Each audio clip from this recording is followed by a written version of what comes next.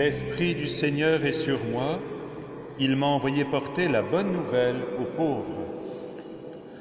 Alléluia, Alléluia, Alléluia, Alléluia, Alléluia,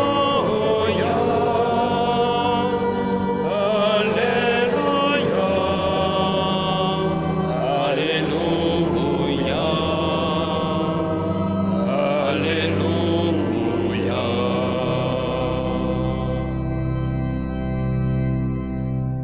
Le Seigneur soit avec vous. Et avec votre esprit. Évangile de Jésus-Christ selon saint Jean. Gloire à toi, Seigneur. Il y eut un homme envoyé par Dieu, son nom était Jean. Il est venu comme témoin pour rendre témoignage à la lumière, afin que tous croient par lui. Cet homme n'était pas la lumière, mais il était là pour rendre témoignage à la lumière. Voici le témoignage de Jean. Quand les Juifs lui envoyèrent de Jérusalem des prêtres et des Lévites pour lui demander « Qui es-tu » il ne refusa pas de répondre, il déclara ouvertement « Je ne suis pas le Christ ». Ils lui demandèrent « Alors qu'en est-il? Es-tu le prophète Élie » Il répondit « Je ne le suis pas ». « Es-tu le prophète annoncé » Il répondit « Non ». Alors ils lui dirent « Qui es-tu » Il faut que nous donnions une réponse à ceux qui nous ont envoyés. « Que dis-tu sur toi-même » Il répondit « Je suis la voix de celui qui crie dans le désert, redressez le chemin du Seigneur, comme a dit le prophète Isaïe. » Or, ils avaient été envoyés de la part des pharisiens. Ils lui posèrent encore cette question. « Pourquoi donc baptises-tu, si tu n'es ni le Christ, ni Élie, ni le prophète ?»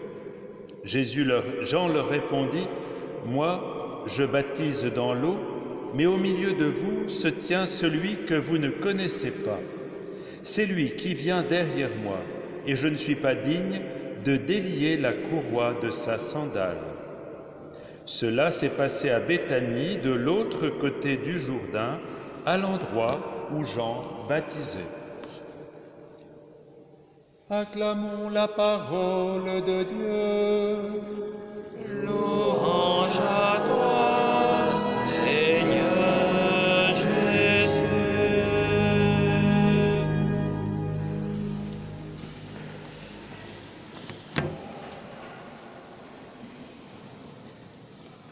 Il y a cette phrase de Jean qui est une phrase qui peut nous permettre toute une méditation pour nous préparer à la fête, la magnifique fête de la Nativité qui vient. Nous sommes à quelques pas de cette fête et la joie déjà envahit notre cœur. Ce dimanche de la joie se tient celui que vous ne connaissez pas, au milieu de vous se tient celui que vous ne connaissez pas. Je voudrais m'arrêter un instant avec vous sur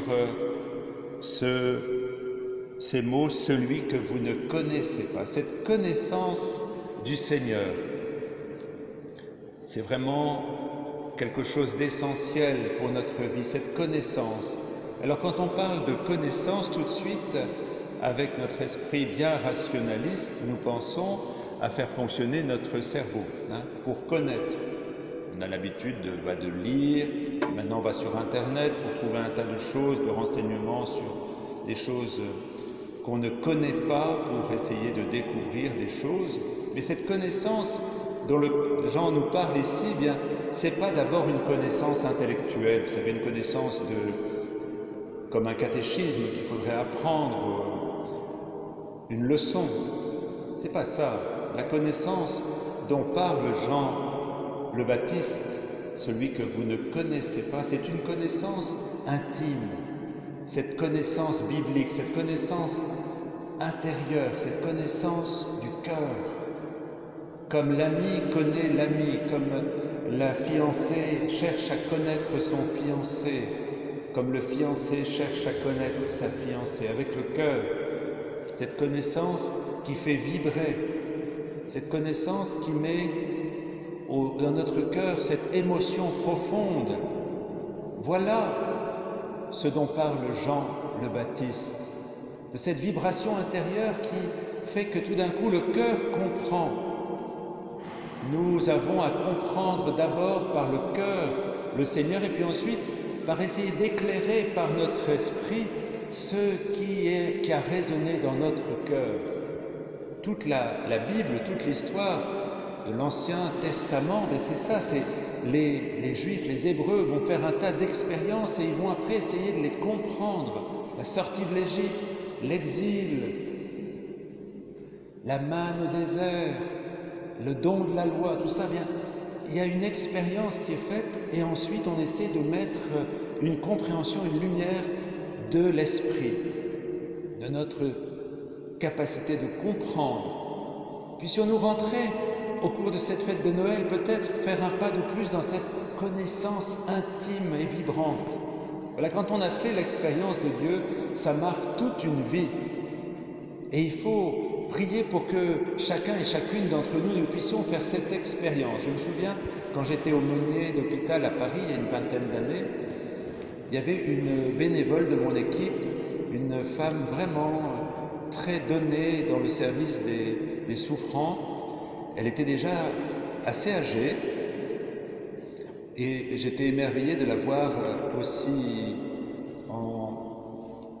dans une attitude si juste avec les jeunes qu'elle visitait, les jeunes malades à l'hôpital.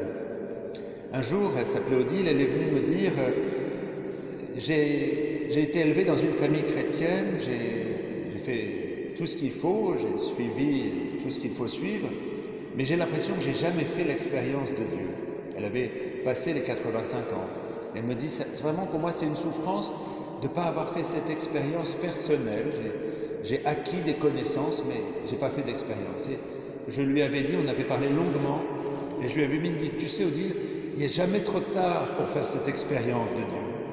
Il faut qu'on le demande ensemble, que tu puisses expérimenter la présence du Seigneur. Ça peut transformer chacune de tes journées, chacun de tes moments, et c'est pas trop tard. Bien, pour chacun et chacune d'entre nous, même si nous avons déjà fait cette expérience, eh bien il est bon de la refaire, et c'est ça que nous fêtons chaque année, par toute l'année liturgique, et en particulier au moment de Noël. Le Seigneur vient pour nous rencontrer personnellement au plus profond de notre vie.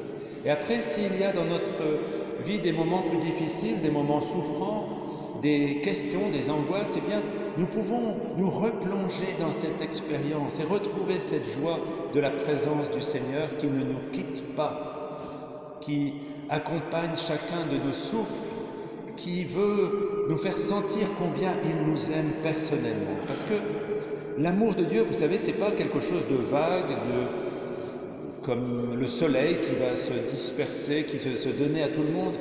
L'amour de Dieu, c'est quelque chose de personnel chez chacun et chacune d'entre nous qui devons faire un jour la rencontre de cet amour qui illumine tout. Voilà la connaissance, celui que vous ne connaissez pas encore ou que vous devez connaître de plus en plus. Voilà le chemin. Il faut que nous demandions les uns pour les autres que notre Église soit un lieu où nous faisons l'expérience de Dieu, parce que c'est vraiment à ça qu'aspirent nos contemporains à faire, l'expérience de l'essentiel, du sens, de la présence, de l'amour, qui fait vibrer le cœur du monde. Et alors, Jean-Baptiste dit ceci, mais il dit aussi « au milieu de vous ». Alors, s'il dit ça, Jean-Baptiste, « au milieu de vous », c'est parce que pour lui-même, ça a été un chemin. Vous savez, Jean-Baptiste, c'est le cousin de Jésus. Alors, il a connu Jésus pendant sa vie cachée à Nazareth, son cousin. Et Jésus, eh bien, vous savez, il ne se promenait pas avec une légion d'anges pour aller travailler, pour faire le charpentier.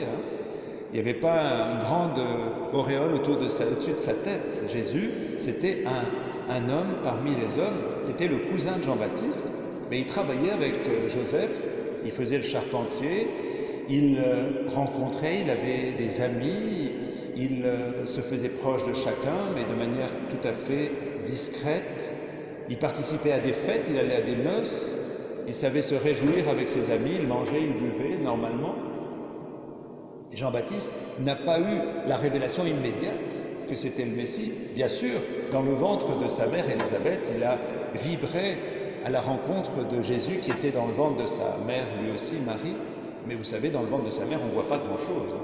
On peut ressentir, mais on ne voit pas. Et après, il a fallu que Jean-Baptiste, un jour, va découvrir, au moment du baptême, il va découvrir qui est Jésus. Et quand il dit « celui que vous ne connaissez pas, il est au milieu de vous », lui-même a fait l'expérience d'une émotion profonde, il sent qu'il se passe quelque chose. C'est un peu comme, vous savez, cette femme pécheresse qui était aux pieds de Jésus et qui lavait les pieds de Jésus avec ses larmes et qui les essuyait avec ses cheveux. Elle sentait qu'il y avait en Jésus le pardon, mais ça n'avait pas encore été formulé. Pour Jean-Baptiste, il y a cette expérience qui précède la connaissance. Il a l'expérience que quelque chose se passe ici, tout près de lui. Et pour nous-mêmes aussi, nous avons à redécouvrir ce mystère de la présence du Seigneur qui marche avec nous. Vous savez, c'est comme un petit exemple qui est très trivial, mais vous pouvez recevoir le jour de votre anniversaire un pli dans votre boîte aux lettres qui est de la poste, qui vous indique qu'un paquet vous attend, un colis vous attend à la poste. Alors vous ne savez pas qui vous l'a envoyé, vous ne savez pas ce qu'il y a dedans. Mais je suppose que vous allez aller, dès que vous avez un moment de libre, le chercher. Vous ne savez pas ce qu'il y a dans le colis, vous ne savez pas qui l'a envoyé. Quelle émotion! Qui me fait ce cadeau aujourd'hui? Eh bien, Jean-Baptiste est dans cette situation, il sait qu'il y a là quelque chose d'extraordinaire, d'immense, d'infini qui est en train de se passer, puisque enfin le Messie est là et Jean-Baptiste dit « ce n'est pas moi et je ne suis rien, je ne suis là que pour annoncer qu'il est là » et il ne sait pas encore. Et Jean-Baptiste se doit perpétuellement tourner, tendu vers Jésus en disant « allez, regardez, il est là, allez, au milieu de vous ». Puissions-nous avoir cette même soif que Jean-Baptiste de percevoir la présence et petit à petit d'avoir nos yeux qui s'ouvrent. Et le jour de Noël, puissions-nous cette année faire l'expérience nouvelle de la présence du Seigneur qui nous rejoint, qui nous visite au plus profond de notre être pour mettre en nous la joie immense de son amour, la joie de sa présence, pour que nous puissions la porter au monde entier.